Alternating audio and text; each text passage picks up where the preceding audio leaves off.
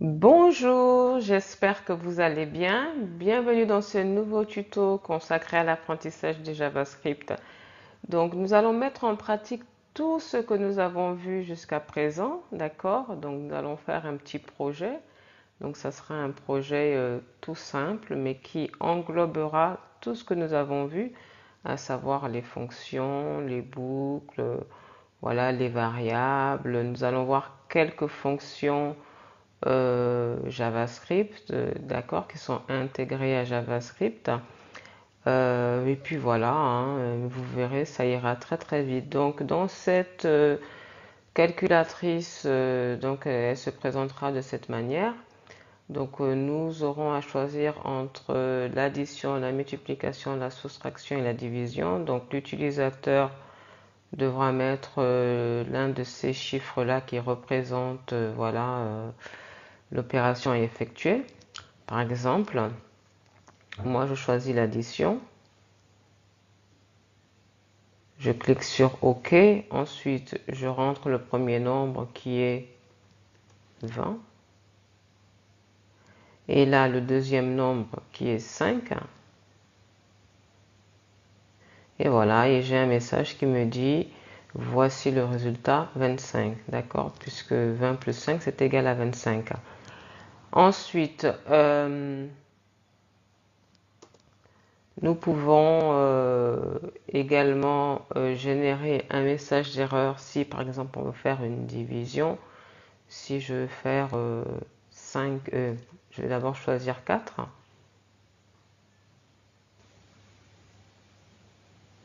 Donc le premier nombre par exemple ça sera 5. Le deuxième nombre ça sera 0. Et donc comme vous pouvez le voir, il y a un message d'erreur qui me dit impossible de diviser par 0. D'accord? Donc nous allons générer également ce type d'erreur. Ensuite, donc si nous n'entrons aucun de ces chiffres-là, parce que là il faut choisir entre 1 et 4, donc si par exemple je mets 6, donc voilà, donc comme vous pouvez le voir, ça revient, donc vous imaginez bien que c'est une boucle qu'il faudra faire pour cela, d'accord? Donc ça revient, ça va pas jusqu'au bout et ça me redemande voilà un chiffre, d'accord? Donc si je mets 8, voilà, donc vous voyez ça revient. Bon, maintenant si je mets 3, là il n'y a pas de souci, on peut continuer, voilà. Donc en gros, restez avec moi, nous allons réaliser cela ensemble, hein. Donc, je vous invite à ouvrir votre éditeur de code. Alors, dans un premier temps, je vais définir une variable que je vais nommer choix, d'accord? Et cette variable contiendra le prompt, donc nous allons interagir avec l'utilisateur en utilisant prompt. Donc nous l'avions vu dans, je crois que c'était l'avant-dernière vidéo, donc n'hésitez pas si vous êtes nouveau à aller regarder cette vidéo, vous comprendrez mieux ce que l'on va faire maintenant dans ce projet.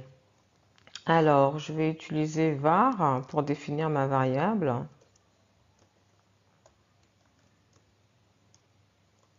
Var choix égale prompt.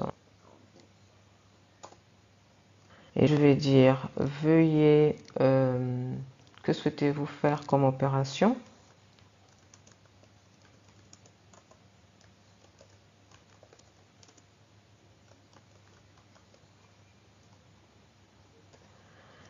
Voilà. Et là, je vais revenir à la ligne en faisant anti-slash n.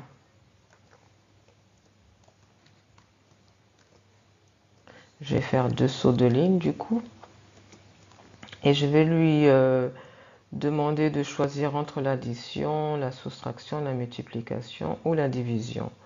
Donc là, le premier, ça sera l'addition. Et je vais revenir à la ligne.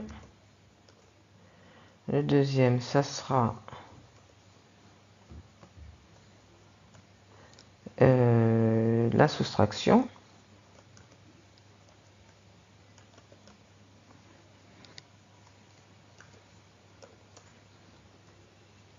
Le troisième, ça sera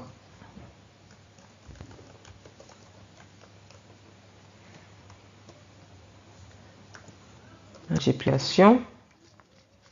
Et le quatrième,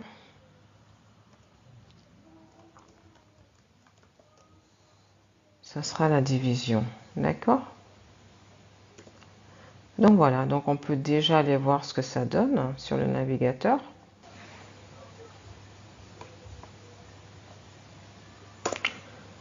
Donc voilà, donc comme vous pouvez le voir, hein, la boîte de dialogue s'affiche correctement et on a bien nos choix. D'accord? Bon, mais maintenant si je clique sur un, rien ne se passera bien entendu. Mais au moins tout s'affiche correctement. Alors maintenant, ce qu'on va faire, c'est qu'on va obliger l'utilisateur à saisir soit le 1, soit le 2, soit le 3, soit le 4, d'accord? Il ne pourra pas saisir autre chose que ces chiffres-là. Si jamais il essaye, ça lui renverra toujours vers ce que souhaitez-vous faire comme opération. Donc pour cela, nous allons faire une boucle do while.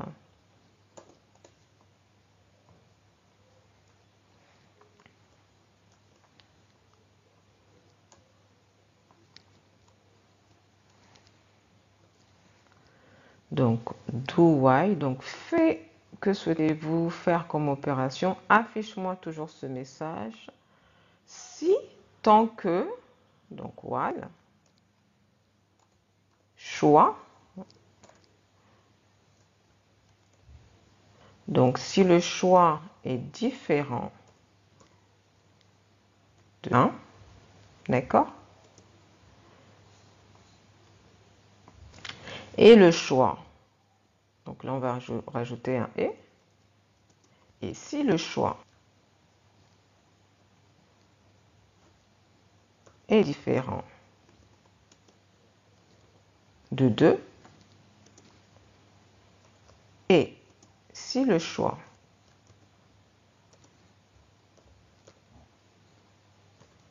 est différent de 3,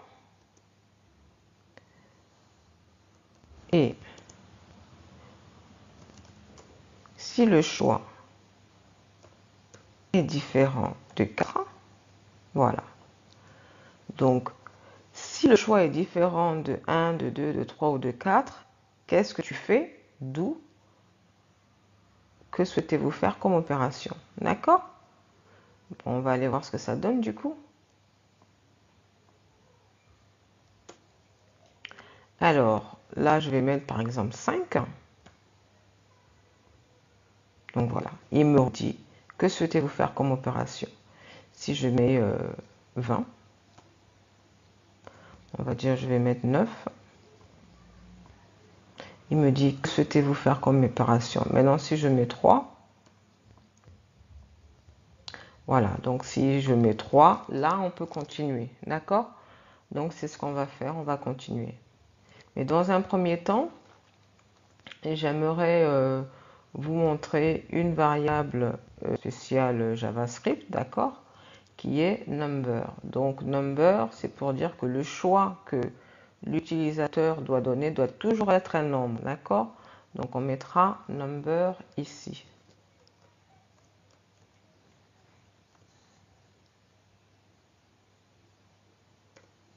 Voilà, c'est pour spécifier à JavaScript que ce que l'utilisateur doit rentrer, ça sera toujours un nombre. Ça ne sera pas un string, ça sera pas, voilà, ça sera pas un tableau, ça sera uniquement un nombre, d'accord? Donc voilà.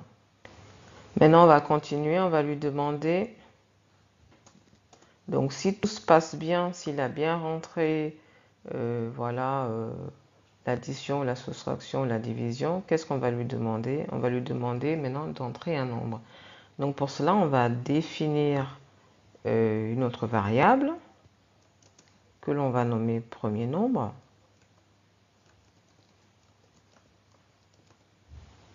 Donc ce premier nombre contiendra également un prompt, d'accord? Et ce prompt sera un nombre. Donc comme tout à l'heure, on va utiliser la variable number. et temps. Et on va dire à l'utilisateur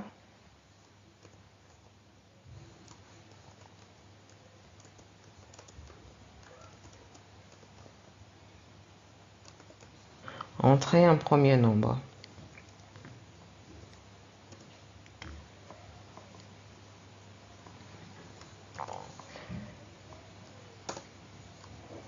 On va faire la même chose pour un deuxième nombre.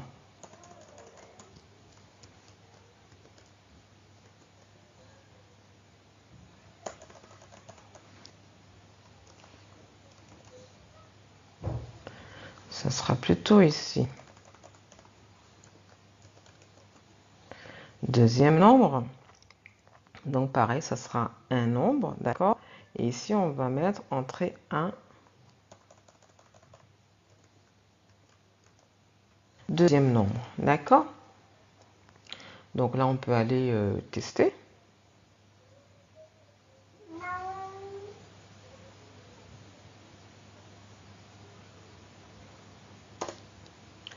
Alors là, si je mets 1, voilà, entrer un premier nombre, je vais mettre 2. Entrer un deuxième nombre, je vais mettre 3. Voilà, donc là maintenant, quand tout se passe correctement, ça veut dire qu'on peut continuer, d'accord? Je vais retester ma boucle, donc si je mets 8, rien ne se passe. Si je mets 9, rien ne se passe. Maintenant, si je mets 3, il me dit entrer un premier nombre, entrer un deuxième nombre, et voilà. Donc là, on peut continuer. Donc c'est parfait, tout marche parfaitement jusqu'à présent. Maintenant, on va définir des fonctions qui vont nous permettre d'additionner, de multiplier, de soustraire et de diviser. D'accord? Donc,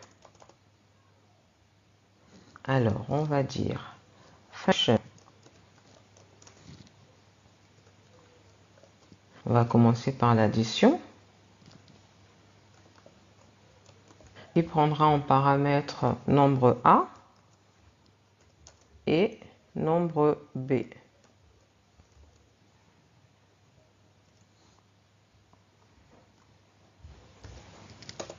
Et qu'est-ce que je veux que cette fonction me fasse? J'aimerais qu'elle me return nombre A plus nombre B.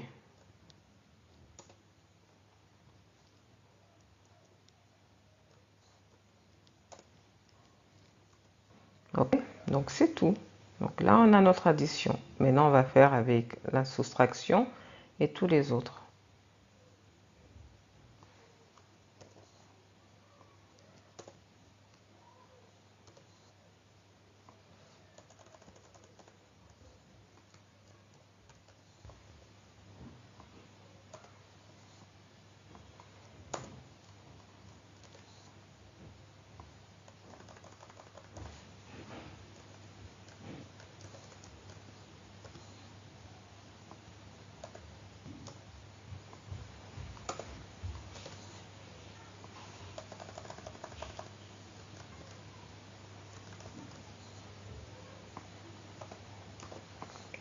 Voilà, donc de ce côté, on est bon. Donc vous avez vu que tout à l'heure, je vous ai montré qu'il y avait un message d'erreur qui s'affichait si jamais on essayait de diviser par 0. Donc on va mettre ce message d'erreur, d'accord? Donc pour cela, on va faire une condition. Donc division. Alors, donc on va dire que si le nombre b est égal à 0, il faudra mettre que c'est impossible de diviser par 0. Tout simplement. Alors,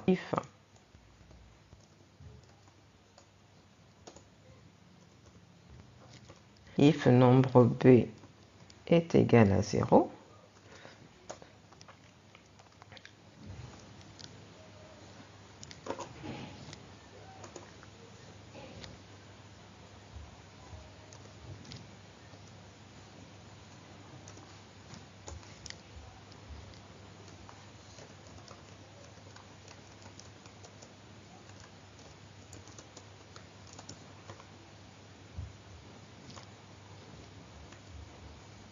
Voilà.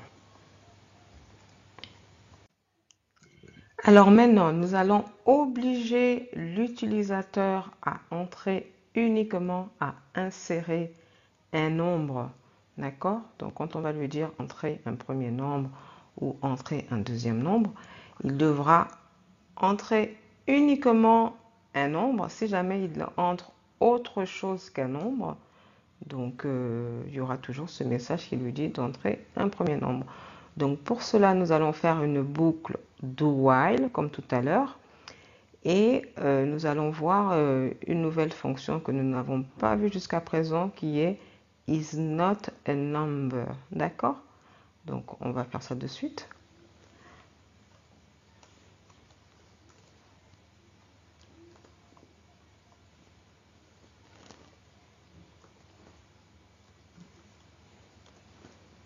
Alors là, je lui dis do, donc fais-moi, envoie-moi ce message entrer un nombre tant que, donc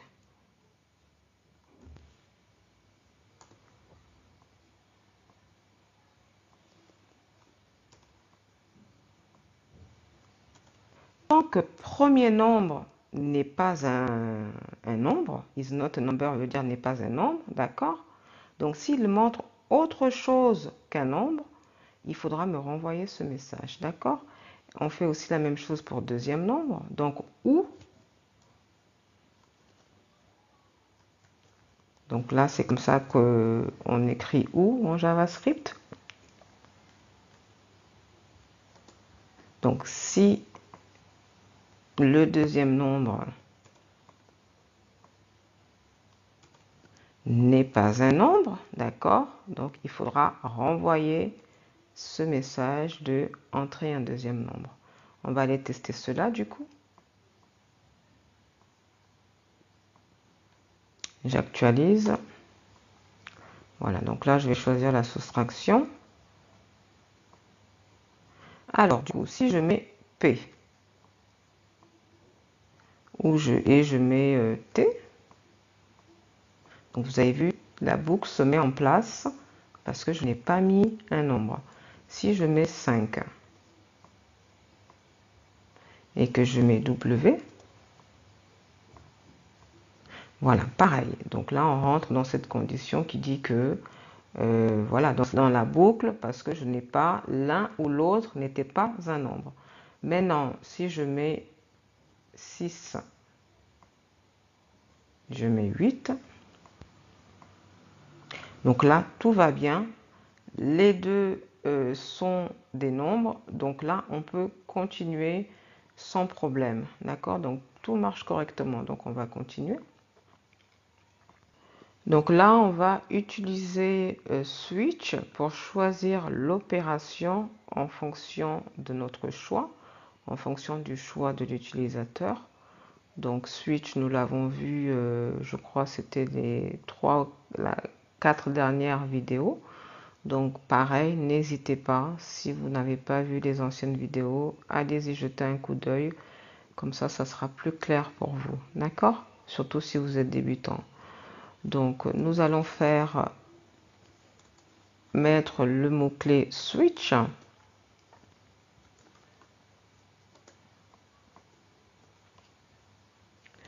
Et switch prendra en paramètre choix.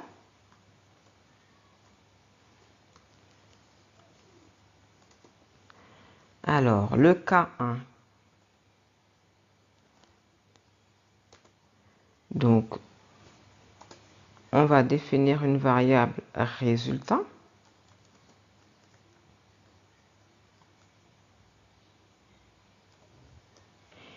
Qui contiendra, d'accord, à qui on va assigner l'addition, donc la fonction addition.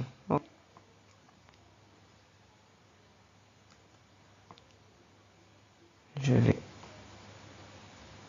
faire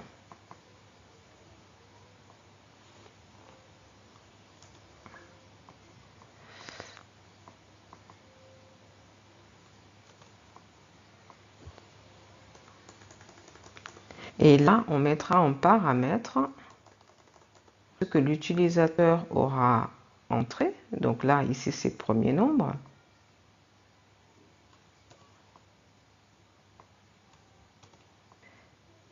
Ici, c'est deuxième nombre.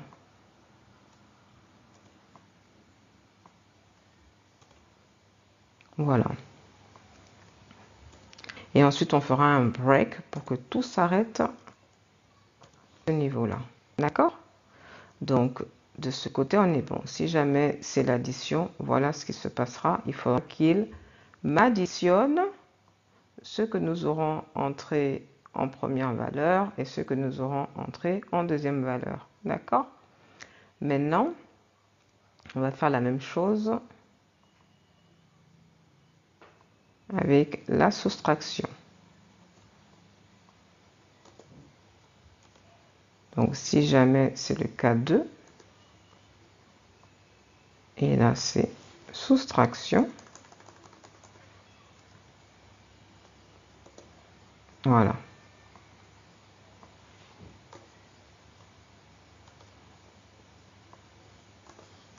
Le cas 3. On a multiplication.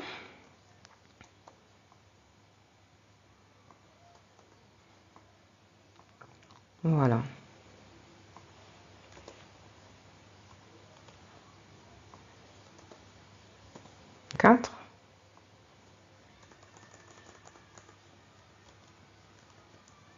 Où on a une division. Si jamais on ne choisit pas un de ces cas-là, ça sera default du coup. Et on va lui demander de nous renvoyer un message d'erreur.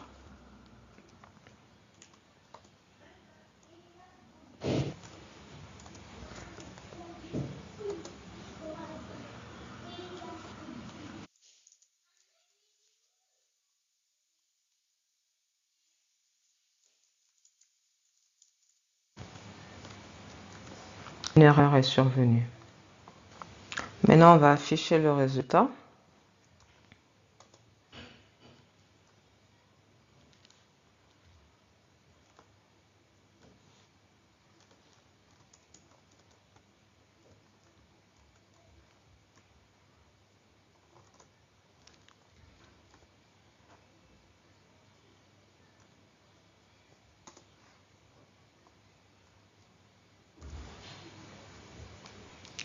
Et pour afficher l'erreur, on va mettre un try au début.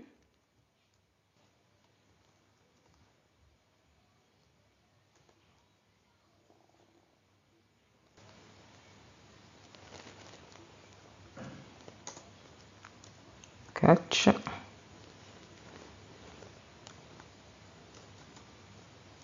Error.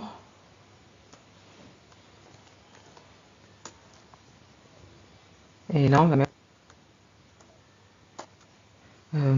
erreur. Pardon.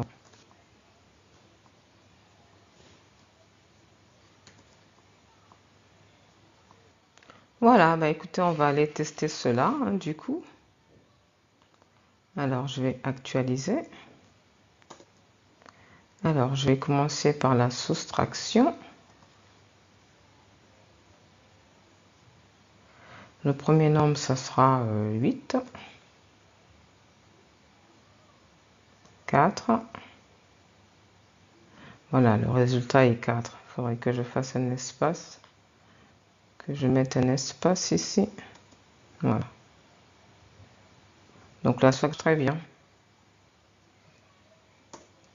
Maintenant, l'addition, on va choisir 1. Alors, 10. 10. Le résultat est 20, donc c'est correct. Maintenant, si on fait la division, on choisit le 4. Alors, le premier nombre, on va mettre 5. Et là, on va tester le deuxième nombre, on va mettre 0. Voilà, impossible de diviser par 0. Donc là, c'est bon. Ça marche correctement. Maintenant, je vais refaire la division. Donc, je vais prendre 4. Alors, je vais mettre 12. 4. Le résultat, 3. Donc, voilà. Ça marche correctement pour la division. Maintenant, si je mets une multiplication, je choisis 3. Alors, 5. 5. Voilà, le résultat est 25. Donc voilà, bah écoutez, ça marche correctement, hein. De ce côté, je pense que on est bon. Donc je vous remercie pour votre attention. Je vous remercie également parce que vous êtes de plus en plus nombreux à me suivre. N'hésitez pas à vous abonner si vous n'êtes pas encore abonné. Merci pour cela. Merci de liker si vous avez apprécié cette vidéo. Et donc, je vous dis à bientôt dans un prochain tuto. Nous allons continuer l'apprentissage de JavaScript. Donc, à bientôt.